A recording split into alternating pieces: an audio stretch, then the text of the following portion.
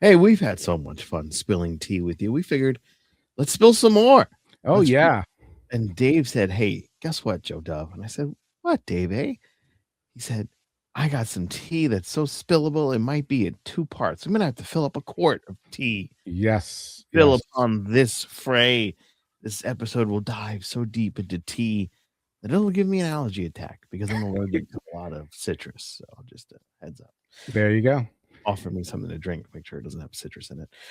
David A., you are now the control master. You have the power. Let us dive into this sweet tea.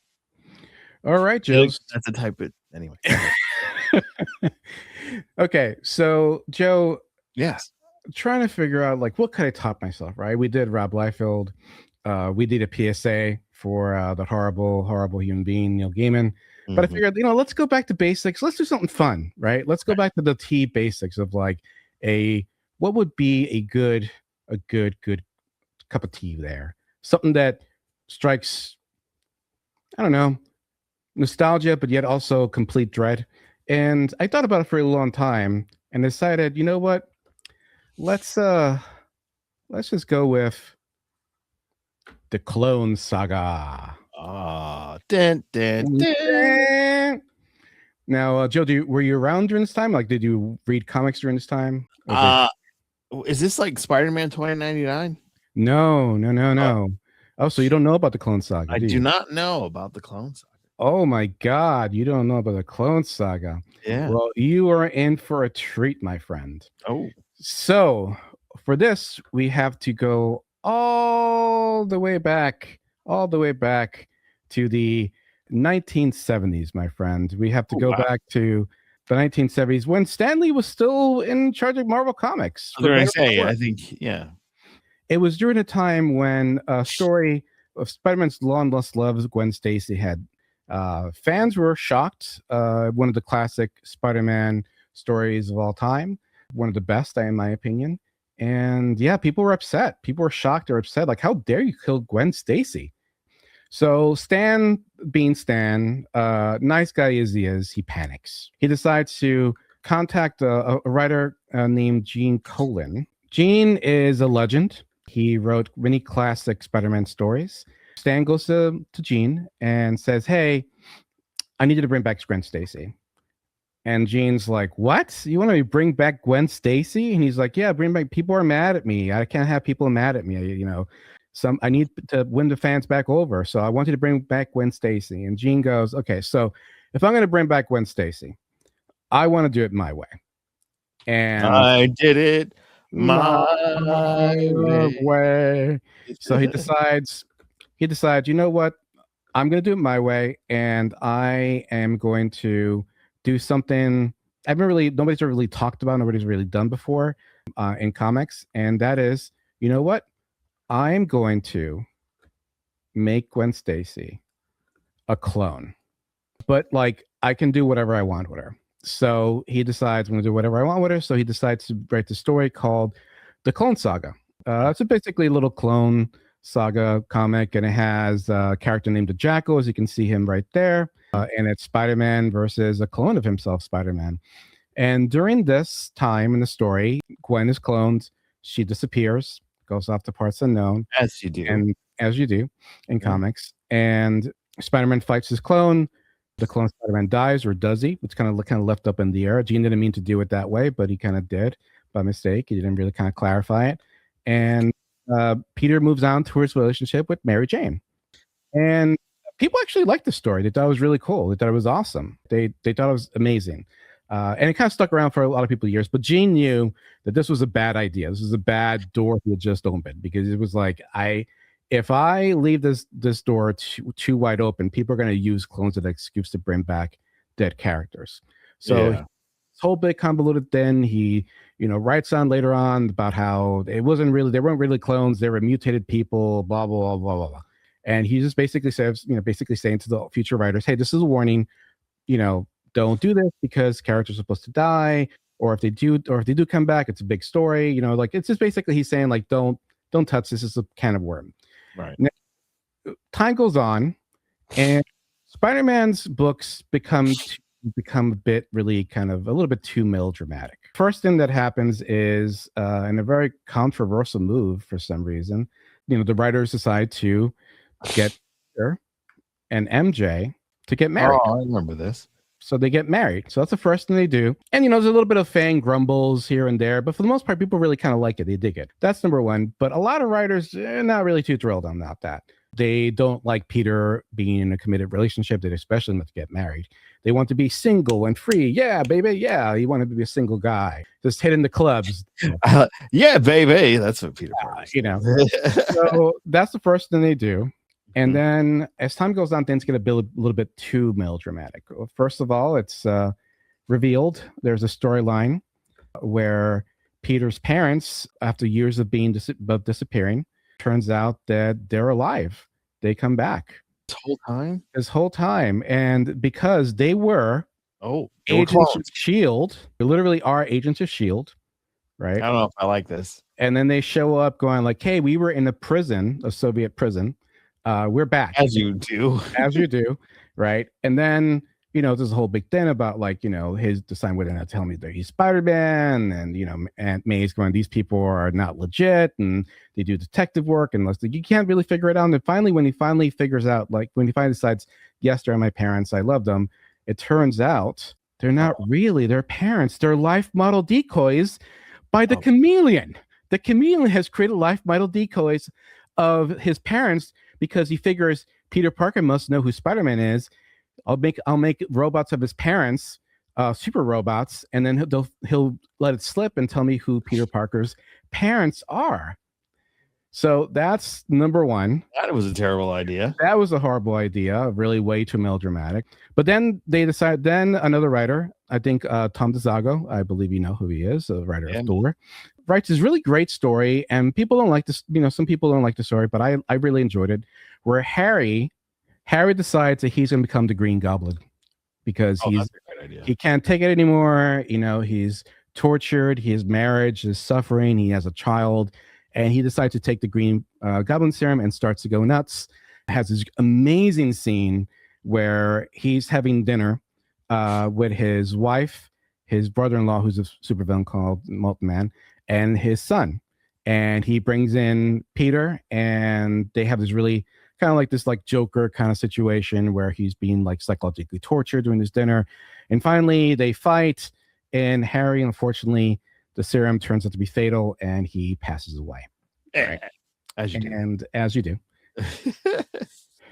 So unfortunately, by this point, fans are not really kind of digging this because it's too melodramatic. They want the old Spidey back. There's a lot of complaints, right? There's a lot of complaints that, hey man, remember when Spidey was actually kind of funny and it was goofy and finding supervillains and stuff like that? Like now he's like, his best friend's dying, his parents turn out to be robots, like, he's married, and so what happens? So people start, more so hearing the complaints, and then a very important thing happens. It's the 90s, things are, speculator boom, like we talked about with Rob Liefeld episode, right? Yeah. And then two things happen in comics that kicks Marvel's ass. Uh-oh. And that is the death of Superman. Oh, wow. And Nightfall with Batman and jack up Batman. So did they jack up Spider-Man? Is that what they did? So what happens is this, right? So this is huge, right? Huge media, sales are through the roof, and Marvel's going, DC's kicking our ass, right? So they have what we call a Spider Summit, where like writers for a certain group of comics, they go with editorial to like a retreat, and they all start spitballing stories of what they're going to do for the next coming years or next year. Like they're trying to come up with plans, right? So they're racking their brain because they're going like, we got to do something to compete with freaking Superman. The fans are not happy about Spider-Man being so melodramatic. We need to do something about this. So two people become responsible for what's going to happen next time. Dude, these two morons wind up setting a chain of events that drags Spider-Man's name through the mud for years. That is this writer named Terry Kavanagh and this editor named Danny Fingeroff, right? Fingeroff? This editor, finger off. I'm probably What a pronouncing his name. By the way, guys, I'm sorry if I mispronounce your name. Sure, they go, fuck you anyway. Yeah, so. fuck you anyway. Yeah. So basically, during the meeting, people are going like, "Okay, pitch something, pitch something, pitch something," and Danny's going like, "Pitch something," and he goes to Terry, goes, "Pitch something," and Terry goes, "Oh, Clone Saga," right? And everybody in the meeting goes, "Oh God, really? The Clone Saga?" And he goes like, "Yeah, the Clone Saga. We could like say that this Peter that got married to Mary Jane and Harry died and all this melodramatic stuff, that was the clone. The real Peter has been gone parts unknown, right?" And so Danny decides, hey, actually, it's a pretty good idea, right? And everybody's going like, that's not a good idea. And so he goes to the editor-in-chief at the time, Tom DeFalco. Right?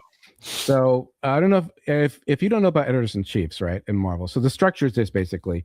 There's the Marvel heads up, right? The corporate people, sales and marketing, all that stuff. And then they have one person who's in charge of all the Marvel Comics editing. He's the big boss, and he's the editor-in-chief, right? Gotcha.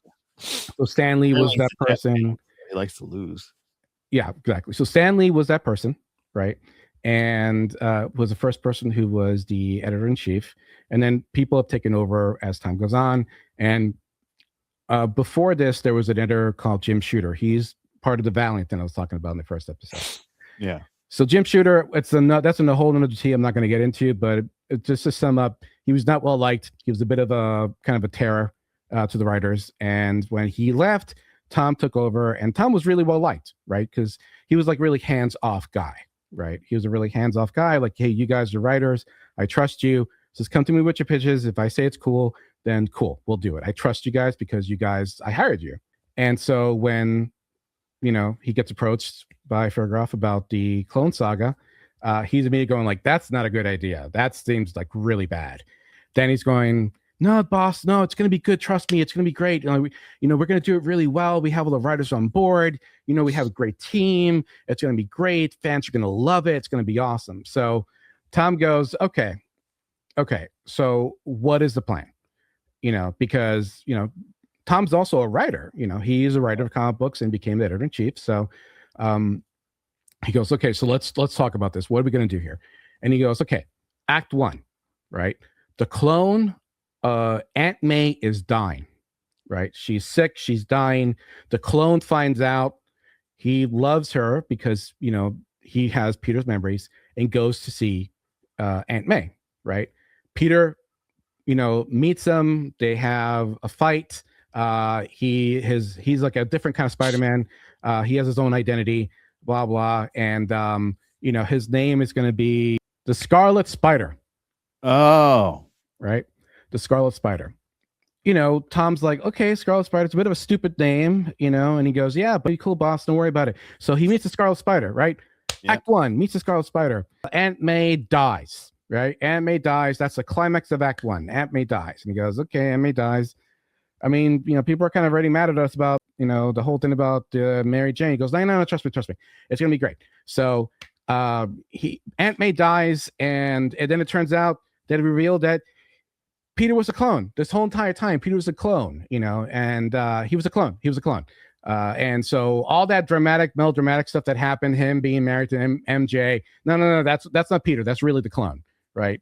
And Tom goes, okay, well, what's going to happen to Peter? He says, I don't know. He's going to live happily ever after. And he goes, okay, so if he's going to live happily ever after, let's make MJ pregnant.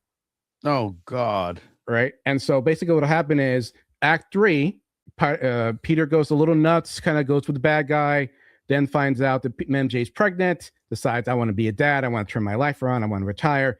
We're not doing the melodramatic. Yeah. Him and MJ, he gives the identity of Spider-Man to this new clone spider, the Scarlet Spider. Scarlet Spider turns into Spider-Man. MJ and Peter go off and live happily ever after, have a kid. And so they're like, oh, okay, we'll iron that out. We're good. We're set, right? So what happened? What happens is basically what occurs here is that during this time frame, when they iron everything out, they put their orders in, writers are hired, everybody's set up as a team. Tom gets fired. Oh, he gets forced out. because not to get into a tangent here, because that's another comic tea episode. Marvel at this point is being run by a rich asshole who does not know anything about comic books, and Tom and him do not get along because he's pushing gimmicks. He's pushing things like hologram covers. He's pushing other things like polybag issues. Right. Right there, then and marketing. He's put marketing has a big hold now, right, on Marvel, right, because they want to suck that marrow dry as much as they can. So marketing's pushing the stuff, they're pushing gimmicks, right? At one point, Tom winds up having fights with marketing because marketing's like, he proposes a story that's gonna be 2 issues, and marketing's like, make it 8. Oh, God. And he's like, no, I can't make it. Are you crazy? He goes, no, the book's doing well. Make it 8. And so finally he winds up negotiating down to 4. So there's a lot of these conversations going on. Now, Tom's not exactly against gimmick covers, but he feels like, hey, if we're going to do gimmick covers, at least put a good story in it. So at least people don't feel like they're ripped off. The other thing he's having issues with, he's fighting with the head guy, because he's saying like, hey, the artists should get more revenue. They should get revenue for like foreign sales at least, right? They should get some kind of income for their work. That's not just to pay for hire stuff. So eventually, even though during Tom's time, sales have gone up 500% at Marvel, 500%, he gets fired because the head guy does not, the head guy's going like, you're too much of a headache. So what we're going to do is the whole thing about editor-in-chief. Nah, screw that. What we're going to do is we're going to divide everybody into an editor-in-chief specifically for their own departments. So there's 5 now. Now instead of 1, there's a Spider-Man editor-in-chief. There's an X-Men editor-in-chief. There's a horror, edgy editor-in-chief. There's Marvel that Group. Sounds like actually a disaster, fiscally irresponsible. Yeah, exactly. Well, that's like I said, that's another story. But yeah, so 5 editor-in-chiefs, right? And they all have to coordinate together because they all have the little fiefdom now. So now it becomes a territorial issue. So Tom's out, and a new guy gets put in as the editor-in-chief of Spider-Man, Bob Budiansky. And Bob, he's a nice guy, right? He's a nice guy. Bob was actually responsible for a lot of the lore from Transformers. He's a really nice guy, but being an editor, a comic book editor, it's a really tough job. My friend worked at DC Studios, at DC Comics, and he told me stories. I'm not going to say who his name is because I'm not going to put him on spot there. He would tell me stories, right, about editors. And a lot of things about editors is you have to be a lot of different people at once. You have to be the guy who's not a dick, who's not like, I'm micromanaging the writers and making their life a living hell. Right. You have to be tough. So you have to be tough. Like you can't like be letting things slide. Like my buddy told me about one time where an artist was late for 2 months, and he was next to him, and the editor calls the artist and says, hey, listen, we need the book next month. We're like late by 2 months. And he goes, okay, thanks, bye. And he looks at my buddy and he says, he said he's gonna have it in a week. And it's like, dude, seriously, like get somebody else. Like he has to be tough also. He also has to be good with corporate, right? He has to deal with corporate, and he has to be able to please everybody at once. You got to navigate. Yeah. You got to navigate. You got to do all this. You got to be all these different things. Unfortunately, Bob's not this. Bob's a nice guy. So Bob, starts making mistakes like, hey, another editor hired this writer and promised him he was going to have his own Spider-Man title. What has he written? He's never written before. And so everybody's going, dude, this guy's never written before. How are you going to give him his own comic book? No, dude, don't do this. And he's like, well, I mean, the other guy hired him. I don't want to step on anybody's toes, and I really like him. I don't want to offend them. Fine, give him the book. Disaster. Then Bob's like going, hey guys, sales, they're on my ass, man. And they want to do, I know he pitched as a one shot. They want like 10 issues of that. And then on top of that, sales is doing insane stuff because since they have a lot of power there, they're doing things where they're pushing out multiple Spider-Man comic books. And let me tell you what they are. I'm not going to show them because it'd be take too long. You have Amazing Spider-Man, classic, it's been around since the 60s. Yeah. Then you got Spectacular Spider-Man, right? Okay. Then you got Web of Spider-Man. I remember that. Then you have just Spider-Man, which Tim McFarlane started, right? Okay. And then that new guy, Spider-Man Unlimited. Not only that, but the story starts at Amazing Spider-Man, then leads into Spectacular Spider-Man, then leads into Web Spider-Man, then leads into Spider-Man. Oh, and so then you have to like buy all these different issues. all of them. You have to buy all of them because you want to follow the story. You got to go through all the books, and that rotates. And then things start happening that are not great. So, for example, and I'll get into this a little bit later, things start going haywire pretty quickly. So they decide, you know what? The plan was to do this Clone Saga. We're going to commit to it. They start doing the Clone Saga. Scarlet Spider comes in. Aunt May's dying. There's a lot of melodrama with MJ and Peter. And sales start going through the roof, right? Oh. Sales start going really well. Look at that. Double-edged sword here. Sales sees that Spider-Man books are going really well, and they decide, hey, let's do it everywhere. Let's stretch this out. Let's suck this marrow. They want to suck this marrow. So now a book storyline that was supposed to take 6 months tops is going almost a year and a half at this point. Ugh. With no end in sight. So because sales is going, no, let's stretch this puppy out. You know what, guys? How about we make this indefinite?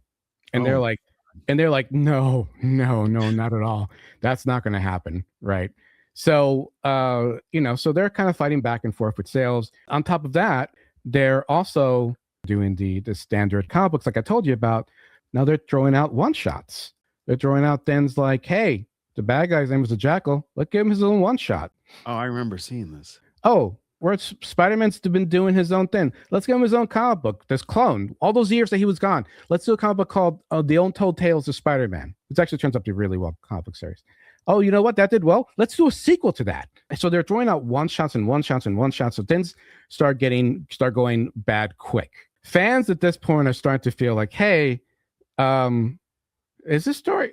This story doesn't seem to be kind of ending anytime soon. Like, what's going to happen next, right? And then weird shit starts going on because of one particular man makes things a million times worse, right? Uh-oh. A million times worse. This man has become kind of de facto in charge of the story of the Clone Saga and Spider-Man.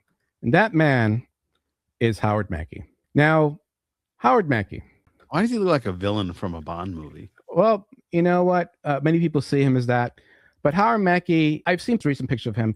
He has a really kind face. He seems like a nice guy. He's a horrible writer. Right? He's a horrible writer. He uses cliches. He doesn't really believe in continuity. He's just like, meh. He has great ideas. Don't get me wrong. Howard Mackie has great ideas. He just doesn't know how to execute them, or he just gets bored and abandons them halfway through. Or he just goes, I don't know, somebody else will take care of it. Like, he's not a good writer. It got to the point where, dude, whenever I see a book and I go, oh, this looks really good. Oh, it's Howard Mackie, throw it in the trash can. Like, that's how bad it was for me. I hated this guy. Hated him. And a lot of people still hate him. But Howard was a company man. He was a bit of a kiss ass, right? I don't want to say he's a kiss. I mean, he's a kiss ass. I think he's a kiss ass. When people say like, no, he's just a nice guy. I think he was a kiss ass. So he starts introducing characters like Judas Traveler. This guy who's like almost like a god who's obsessed with the nature of evil, and he's obsessed with Spider-Man, and he has all these like mystical powers. He can turn people back into villains. He can turn people back to normal. He has like his godlike powers, but he's obsessed with Peter Parker, and he's obsessed with the root of evil in the world. Something that completely different from Spider-Man would ever encounter in the real life. In his comic book. Spider-Man's a street villain. He's a street guy, right? Yeah. He makes another character called this mysterious character who also has godlike powers, and he's called Scryer. Death or Destro. Exactly. And he's like coming like antagonist to, he has some kind of connection to Judas Traveler, and we don't know what's going on, but he's like a mysterious guy. And do you know who these people are? I don't know, because Howard Mackie didn't know, right? He didn't know. He had no idea who these people were. He just was like, this is a cool idea. And he would do stuff like this.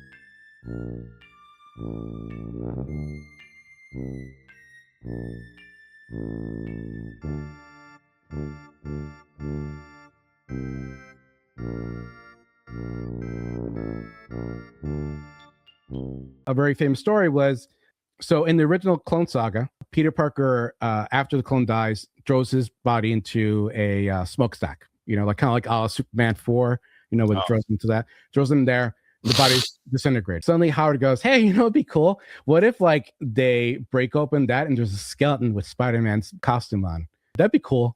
And Bob, instead of being like a good editor and going, okay, well, who is this person? Like, what are you doing with this? Like, we have a story set up. Like, where are you going to go with this? Right. Instead of doing that, he goes, yeah, okay. And then the next writer, I think it was Kirk Busiek at the time, was writing and goes, he gets the pages and he goes, what the fuck? And he just goes, okay, Bob, I just wrote a story, right? I just wrote a story about how we're setting up for the reveal of Ben Reilly, right? The Ben Reilly supposed to reveal Peter Parker. He goes, yeah. And he goes, and now you're giving me pages where there's a skeleton where the body was of the original clone, right? Yeah. Who is this? Right? Why are you doing this to me? And he goes, oh yeah, I guess that's not a good idea. He goes, what the hell? Then start going haywire like that because like he's letting things slide. He doesn't want to be the bad guy.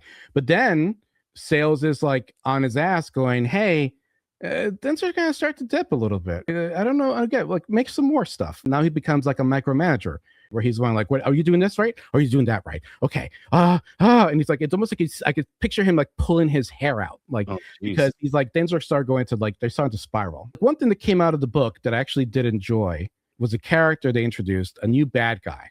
This bad guy, actually, he's still kind of around nowadays. And I actually really enjoyed him. I thought he was pretty cool. That bad guy, his name is Kaine. Kaine's a pretty cool character. I actually really dug him quite a bit.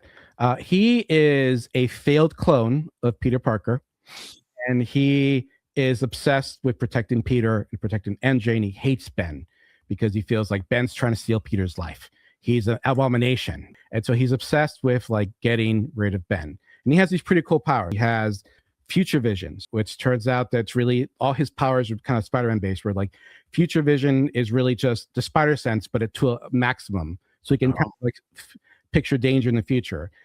He can danger. Sorry. Yeah, he's called Kaine because he can like, burn your face, like scar your face, right? By like touching you, giving the mark of Kaine. That's like his thing. That's really just like his ability to stick to walls, but like morphed, where he's like kind of like fucking people's up spaces. He's stronger than all the other Spider-Man, right? He's faster.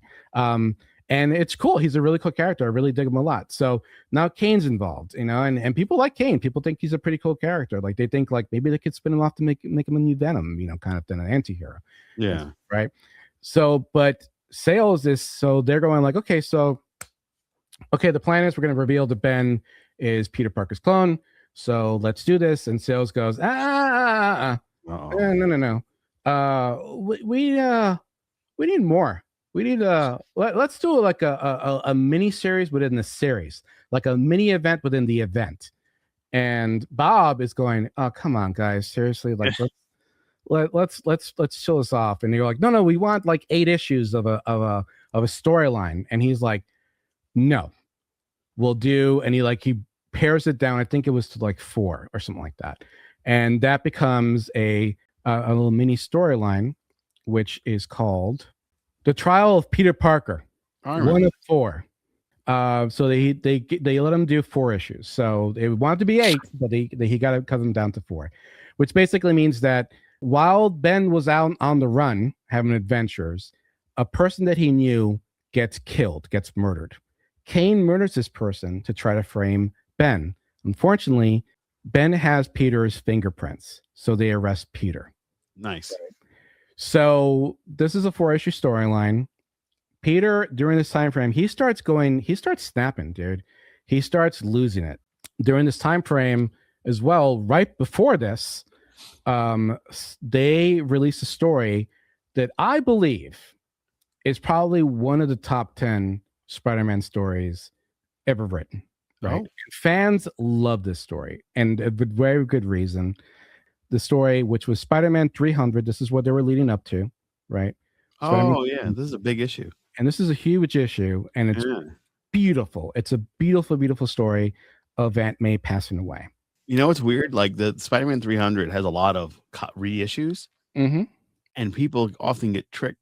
Yeah, so Spider-Man 300 has a lot of facsimile issues. That's what it's Yeah. called. As you can see right here. A Death in the And- Family. That's a reissue. Yeah. Yeah. Then we have the original gimmick cover, which was a disaster. But the editors go like, yeah, that does not come out really well. It's supposed to be this, but in like an actual tombstone kind of situation now. Oh. And then you have, I believe this is the graphic novel cover there. Yeah. But yeah, it's a beautiful story. I mean, I think it's one of the best stories. People say it's one of the best stories. Aunt May passes away, and she reveals to Peter that she knew he was Spider-Man, and she's proud of him. It's a gorgeous story, beautiful story. Everybody loves it. People like are raving about it. Unfortunately, but this leads into the whole trial of Spider-Man because Peter, he just lost Aunt May. Ben's also torn about Aunt May dying as well. He just lost Aunt May. There's this guy who he's kind of like, I kind of feel like he's my brother, but I kind of hate him at the same time. I got this psycho chasing me, who's bugging me, obsessed with me like a freaking parasocial relationship. MJ and me are kind of stressed out. There's a baby, and eventually it gets all cleared up because Kaine takes the fall for it. And I forgot to tell you, one of the things, the first thing that Kaine does when he gets revealed for the first time, he kills a villain. He kills Dr. Octopus. Oh, right? wow. He kills Dr. Octopus. Fans are like a little, whoa, you killed Dr. Octopus, right? But they're also kind of intrigued, going like, this guy's a badass, but like they killed Dr. Octopus. That's where they live. Dr. Octopus was a clone. Yeah, no. Yeah, well, that's down to the story altogether. But like, then they introduce a female Dr. Octopus who sees in Spider-Verse, by the way. Yeah, character. And so Kaine takes the fall. He says, "Hey, I was obsessed with Peter Parker. He doesn't look like Peter Parker because his face is all fucked up. And I planted the fingerprints." He goes to jail. Sales goes, "Okay, we're satisfied. You guys can pull the trigger." So they decide to do an issue that basically tore fandom apart. And that was the last issue of Trial of Peter Parker, Spectacular Spider-Man 2026, where it's revealed that Ben was really Peter Parker and Peter was a clone this entire time. Oh, that's stupid. Yep.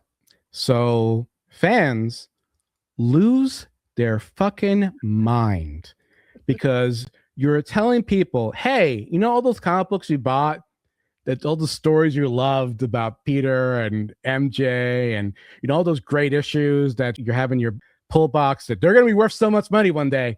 We trust us, they will. All those comic books, yeah, fuck you. Those weren't real. They don't count. So people lose their freaking minds. So now the tide has turned. People are pissed. They're pissed. Yeah. But they're still buying the books. They're still buying the books because they're pissed off. Now it becomes a hate watch kind of situation. Right? Wow, this car is on fire and there's people inside, but I can't turn my head. Can't turn my head. So you got the people that are going like, this is the worst thing ever written. I can't wait to see how they're going to pull themselves out of this.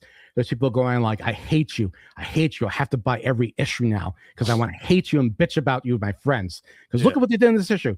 And then you have people who are just like, I'm out. So yeah, basically, so that's what happens, right? So sales starts going nuts, going like, oh shit, things are going to go bad, right? And so that's when they decide, you know what? We're just going to move forward. We're going to make Ben into Spider-Man. They're going to spin off this into a Ben Reilly book, and we'll figure it out down the line of what's going on, right, Joe? That's exactly what happened. Psych! No, they didn't. They made maximum clonage. Oh my God. a new series where now Peter is a bad guy because he joins forces with the Jackal because he's going, I'm a clone, I'm not even Peter. And so he turns to the dark side, Joe. And you know what? Now it's maximum clonage alpha, maximum clonage omega, chrome covers. There's all these issues between them. It's awesome. And the reason why they're doing this is because during this time, another book in Marvel, another event happens. And this event is a huge moneymaker. This event, which basically changed the game for this group of individuals, of these characters, and that is Age of Apocalypse. That was a dope story. That was a dope story. People loved it. And that's what happened, right? People loved it, Age of Apocalypse. So they're going like, hey, we'll just follow that. Right? Yeah. So in the story, Jackal sets off a bomb and kills the entire town. He has a new clone. You may actually know about, I don't think you know about this clone, but he did have a brief cameo in the Spider-Verse, if you were paying attention. This character, who's his right-hand man, the Jackal's right-hand man, is called Spider-Side. Jesus, that looks awful. Yes, Spider-Side. And everybody was going, fuck you. Exactly. Spider-Side. So Spider-Side is an evil clone of Spider-Man who can shapeshift. And there's his right-hand man. And then there's a point where Peter becomes like almost evil, kind of like joining forces with Jackal, because he's like, my life doesn't matter. I'm just a clone. Oh, woe is me. And Ben goes, no, you're a good guy. And then he just turns against Jackal, blah, blah. No. And then Peter goes, you know what, Ben, I'm done. I'm done with this. You know, I want you to be Spider-Man. Uh-huh. And during this time, Bob goes, we need new blood in this, man. We need somebody come in and help us make Ben's story. We need an artist. You know what?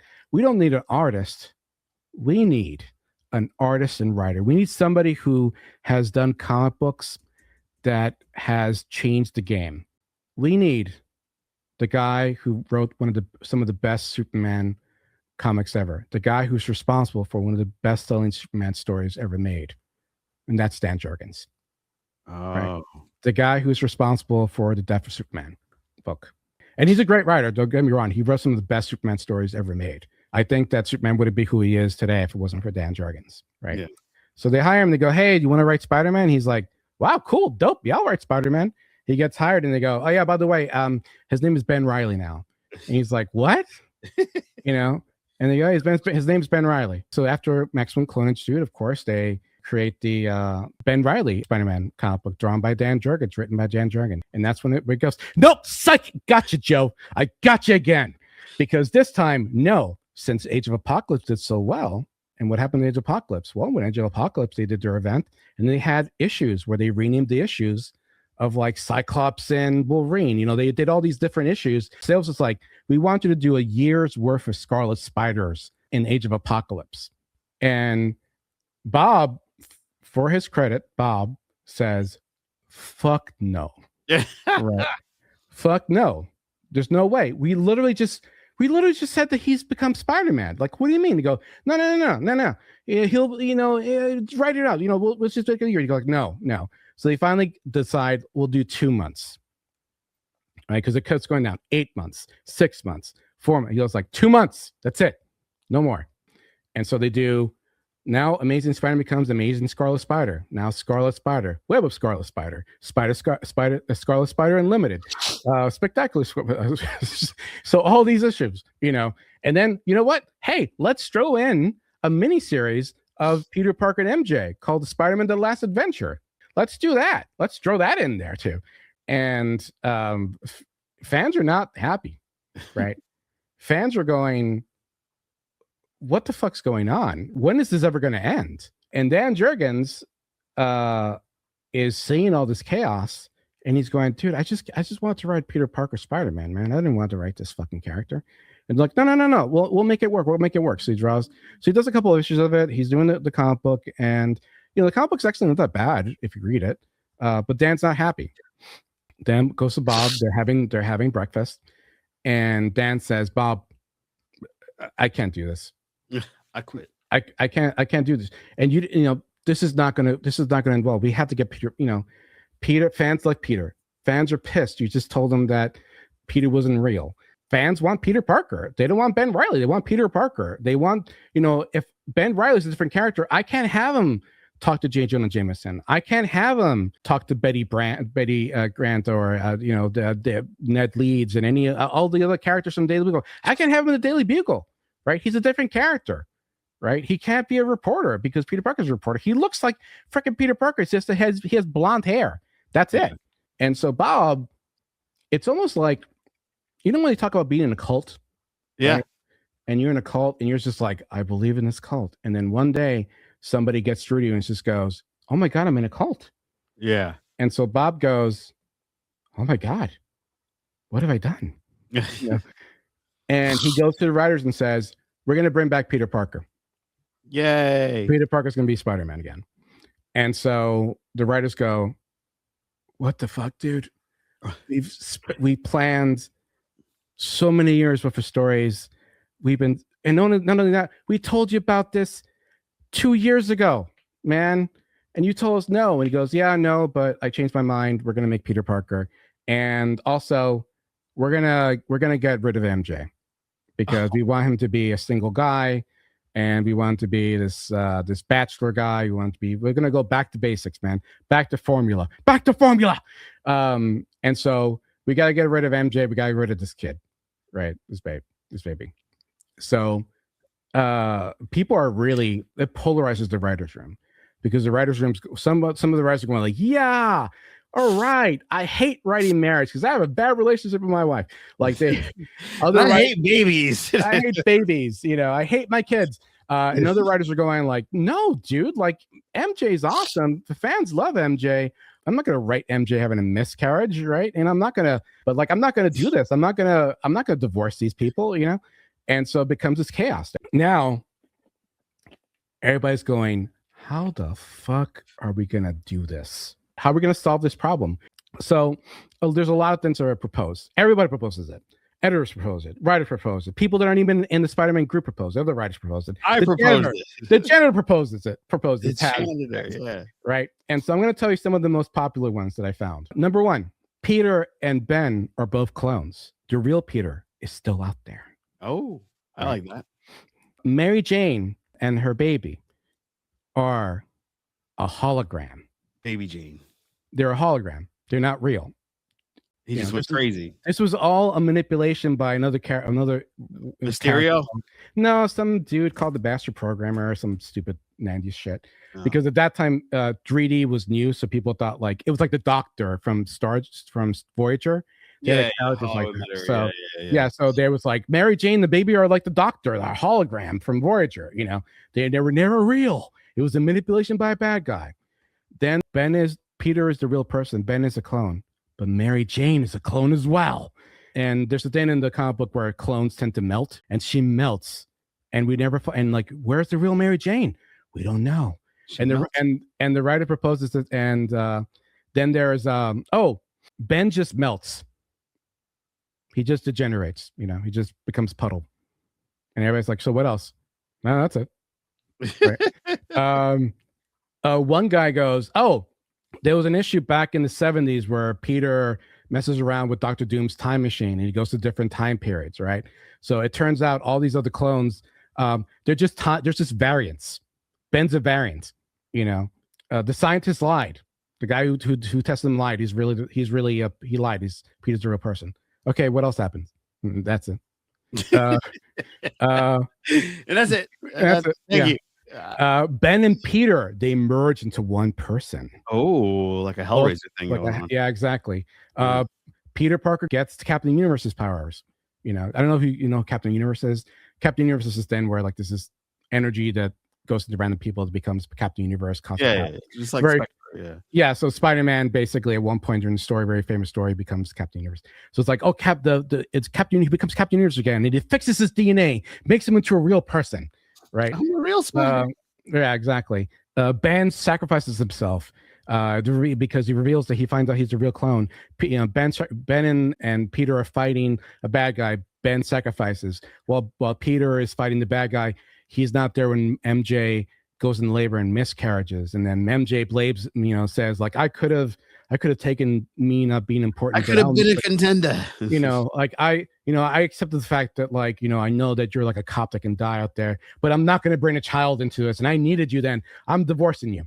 Peter wakes up in the hospital, and they're like, "Oh my God, we found you on the beach. You wake up in the hospital." And he goes, "What happened?" He goes, "I don't know. I was fighting a bad guy, and I think my wife was there. I was watching. Maybe I was the one fighting. Maybe I was Ben fighting. Maybe it was Peter watching. I don't know. I can't remember. And I don't know. I guess I am Ben's missing, or I'm Ben. I guess I'm Spider-Man, and MJ's gone. I don't know where she is." And we hate all of this. And the writer who proposed this, when they asked him, "So what happened?" and the writer goes, "I don't know. We'll just keep it a mystery, because fans don't want to solve mysteries, because this was before Wolverine Origins." He goes, "They don't want to learn Wolverine's origins, so just leave it a mystery." Howard Mackey came up with that idea, by the way. Wow. Yeah, and finally they settle on one of them, and this one is a bit of a doozy. Remember those two characters I told you about, Skyer and Judas Traveler? Peter and Ben are having a fight. MJ's witness. Judas Traveler turns out the Skyer is really a bad guy, stabs Judas Traveler through the back. Judas Traveler dies, and then he basically shoots Peter, and Peter disintegrates. And then he takes off the mask, and he reveals who he really is, Joe. Do you want to guess who Mysterio. The villain is? Mysterio. You're guessing Mysterio, right? Yeah. No. It was Mephisto! Oh, Mephisto confirmed. Mephisto confirmed. So it's Mephisto the whole time. And he says to Ben, "What would you give to bring Peter back?" And he goes, "Anything. I give anything." He goes, "How about your soul?" Oh. And Ben goes, "Yes. "Yes." I don't have a soul. And he goes, "Yes, take my soul. Thank you." Well, Peter's back. What? Where's Peter? You're looking at him. You're Peter. See, the thing is, I sent you back in time 5 years. Oh, Jesus Christ. I sent you back in time 5 years. So you're both Peter Parker. It's a time loop.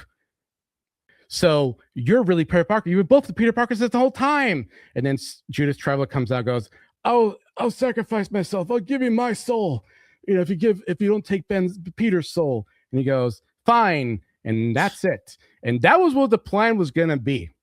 But the writers were going, writers were going, this doesn't make any sense. Number one, there's a rule in Marvel Universe. If anybody goes back in time, you're not changing time. You're just doing an alternate universe. You're creating an alternate universe. So that doesn't work. Number two, this Spider-Man is 5 years. So that means that he's 5 years again older. So how do you explain the 5-year age difference there? Well, they're going like magic. Okay, fine. And then a lot of them magic. And then a lot of them are going, hey, Spider-Man's a street guy. Why do we have all this cosmic stuff? This is a stupid Mephisto in a Spider-Man book, changing continuity. That's the stupidest thing I've heard in my life. Why even bring up Mephisto? Right. Why does Mephisto even care about Peter Parker? And the ironic thing about what I said there is that years later, another controversial story happens where they erase MJ and Peter's marriage. They're not married anymore in recent comic books. Yeah. That was erased. And you know who was responsible for that, Joe? Mephisto! Damn it! So that's what they're arguing about. Dan Jurgens goes, if you guys can't figure this shit out, I'm going to quit. Right? Oh, wow. And he goes, here's what we're going to do. And this is what the final decision was. The final decision was Ben dies. Ben basically finds out there's another villain who's been masterminding this entire thing. Now, the villain was being set up already. This villain was a character called Gaunt. Jesus. Terrible. He's a character called Gaunt. Super powerful, super strong, but he's always in this suit. So it's going to be revealed that, first of all, the real bad guy, this entire time, the person who's been masquerading as Gaunt. Joe, do you want to guess who Gaunt really was? Green Goblin. Green Goblin? Yeah, Is that Harry your Osborn. final answer? The guy who was in the beginning. You got it, Joe. In one shot, it's Green Goblin. Yep. Harry Osborn, the Green Goblin. He wears this suit because he's like Darth Vader. He almost died. His body's fucked up. He needs this thing to live. He's been masterminded his entire thing. He manipulated Peter into believing he's the clone. He hired the Jackal to create all this stuff. And in the story, Ben sacrifices himself. Ben dies. Peter and MJ, still married, have a kid, and he becomes Spider-Man again. Going like, hey, man, life's too short. Becomes that zippy Spider-Man we all know and love. And then, so everything's planned. We're good. Dan's writing the story. He's setting things up. And then... He's fired. Nope. And then, the powers that be, they decide, hey, you know that whole thing about multiple editors? You know that whole thing about that? Oh, no. Fuck that. We're going to go back to basics. We're going to go back to formula and make another editor-in-chief. And they decide, hey, let's hire the guy who's in charge of Age of Apocalypse. This prick, Bob Harris. And Bob Harris tells the other Bob in charge of Spider-Man, hey, you know that thing about revealing that Harry's Gaunt and stuff? Yeah, I need to push that back 6 months because we're doing another story, another event. Now, Joe, I don't know if you know about the Marvel events. There's another event that happened. Now, it was during the 90s. Do you want to guess what this event was? No. Okay. That would be Onslaught. Oh, yeah, I remember. That was a good one. Yeah, Onslaught. And so Bob, who's in charge of X-Men, he's now become editor-in-chief. He's an X-Men guy. He says, I don't want your Spider-Man story to compete with Onslaught. So push it back 6 months. And editor of now the Spider-Man titles, Bob, says, hey, man, if you do that, Dan's going to quit, man. He's going to quit. We fought for him for so long. We've been pushing for so long. We have all this set up. Dan's going to quit. And Bob Harris's response is, let him quit. Let him quit. Fuck it. Right? Let him quit. Fuck him. And yeah. And he quit. He quit. Oh, shit. Right? Not only that, but people are going nuts. Fans are going nuts. Sales are actually doing well still. They're still making a profit. Bob's the guy who's in charge of everything. He's the guy who's bringing in sales profits all the time. But people hate the clone story. And even though sales are doing well, even though the department's the only one meeting quota, all the other departments are not meeting quota other than X-Men, Bob gets fired. Bob, the editor and Bob Dubansky of the Spider-Man books, he gets fired because they need a fall guy. Yeah. They need a fall guy. And yeah, he was a kiss ass. He wasn't as good of a kiss ass as Bob Harris was. Oh. So yeah, he gets fired. And now, after Onslaught, Bob's in charge. And Bob says, hey, I don't like this whole thing about Harry being the bad guy. I don't like that. I mean, I don't like that at all. So I want you to change it. And they're going, oh God, dude, what do you want to do now? And he goes, I like the whole Green Goblin thing. Let's bring back Norman Osborn. Oh, wow. Right? Let's bring back Norman Osborn. And everybody in the writer's room, except for Mackie, everybody in the writer's room loses their fucking mind because Norman Osborn, the death of Norman Osborn, was a key issue in the olden days of Spider-Man. Oh, this is what they did in the movie. Yeah. They did this in the movie. This is how important this event was for Spider-Man because it changed his life. He realized that, like, oh my God, I killed somebody. I didn't mean to, but I killed somebody. Now I have to cover up Harry's dad died. My best friend's dad died. I'm responsible for that. I have to keep the secret for the rest of my life. They showed the body of Norman Osborn being in the casket, right?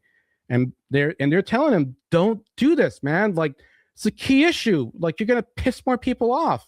Right. And Bob's like, do it or you're fired. Oh, wow. Yeah. And Mackey's like, yeah, I'll do it. You know. So sure thing, boss. I'll do it all. Yeah. You got it, boss. You got it, man. So yeah, so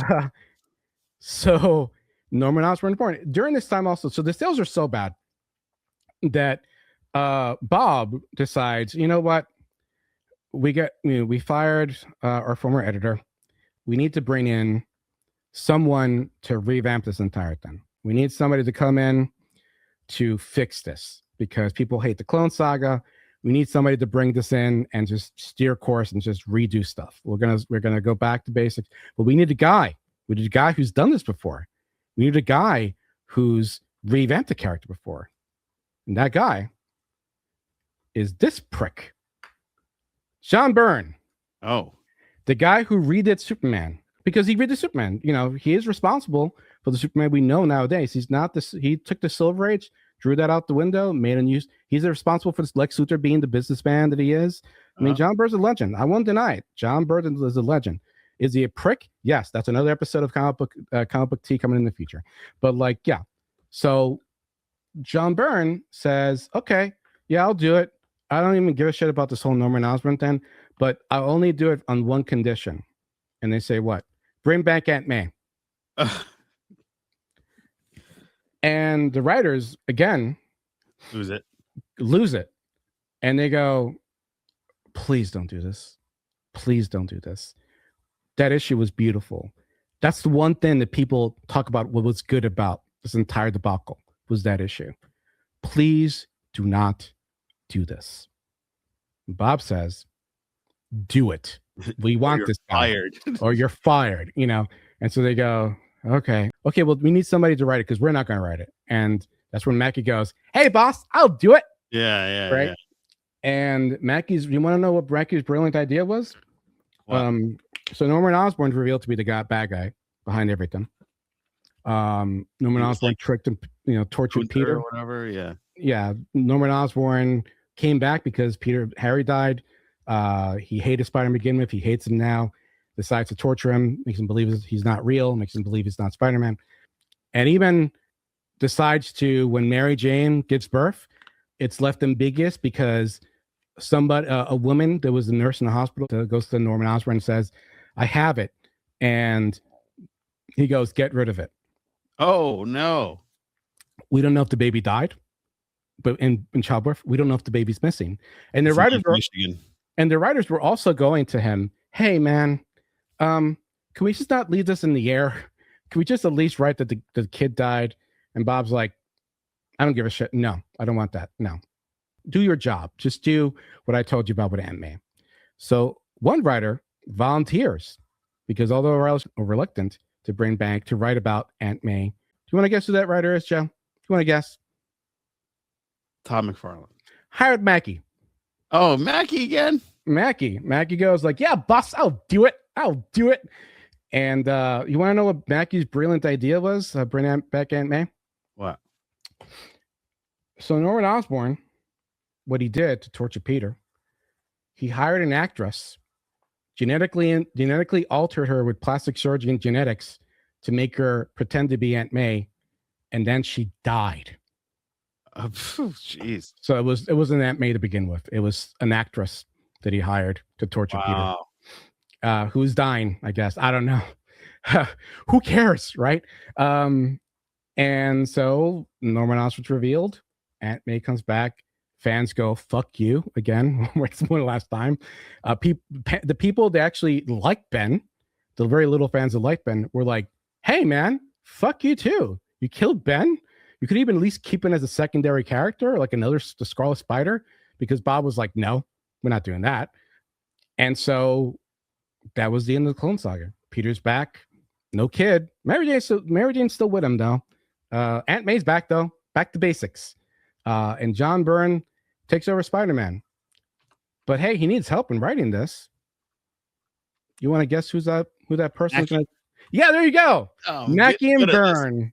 Mackie and Byrne together. And they write Spider-Man stories that are so bad, sales plummet. They plummet to the floor. They try to redo Spider-Man's origin. Does not go well. They try to do stories. They do not go well. People hate them. They finally have to bring in Straczynski. A new editor comes. Bob Harris gets to get fired. He has to leave. A new editor has to come in to fix Spider-Man finally. And that, my friend, is the story of Spider-Man Clone Saga. But wait. Oh. One good thing did come out of the Clone Saga. Because that former editor-in-chief, Todd DeSago, he is not happy how the story ended, how there's this one dangling thread, right? He's not happy about that. And so he decides, hey, I have an idea. It's going to be an alternate universe, though. I want to solve that one thing about Peter Parker and MJ's kid. And that's when he creates Spider-Girl. Oh, wow. Spider-Girl, Mayday Parker, who is technically in the Spider-Verse as a baby. And this is Spider-Girl. And this book does so well that whenever they try to cancel it, fans come clamoring and they have to bring it back and bring it back and bring it back. And for me personally, I think it's the best Spider-Girl ever made. Wow. So, and that is, my friend, the story of the Clone Saga. Wow, what a wild web it was spun. You get it? Web? Yeah. I'll be here all the week. Well, thank you for taking me on that journey. I didn't really collect much Spider-Man. I have certain issues. And I sold a lot of them over time. Oh, okay. They were key issues like Hobgoblin. I had the first appearance of Hobgoblin. I had Carnage's first appearance. Oh, wow. I had that 3 issue. I sold it. I think I got a pretty good penny out of it. I'm not gonna say what. Probably be worth more now, but still at the time, I was like, fuck it. Yeah. Well, there goes Spider. There goes my hero. Watch him as he goes. You know what? I always wondered, how come Spider-Man just doesn't make webs for the bad guys? Just leave him like in between the buildings. He does. He does do that. Yeah, he does. He leaves, and actually, he does that. It only lasts an hour, though. The web only lasts an hour. But whenever he goes out, becomes Spider-Man, he puts his civilian clothes in and puts it like in a special spot. Yeah, I saw that. I remember seeing that, but not the other thing. Just like, got me. Well, Dave, this was a hoot. This was a long one. It is a long one. Yeah, but thank you so much for sharing that. And if you are new to our channel, please be sure to like, share, and subscribe. And if you want more stuff, behind the scenes stuff that we're going to share on Instagram, use this QR code and, become an Instagrammy. Get the Grammy. It's a whammy. That's right in your webbies. Also, you can become a member. We have that ability. Become a member of the channel. Supports us in ways you wouldn't believe, and you get more comic book tea spilled all over you, all over your collection.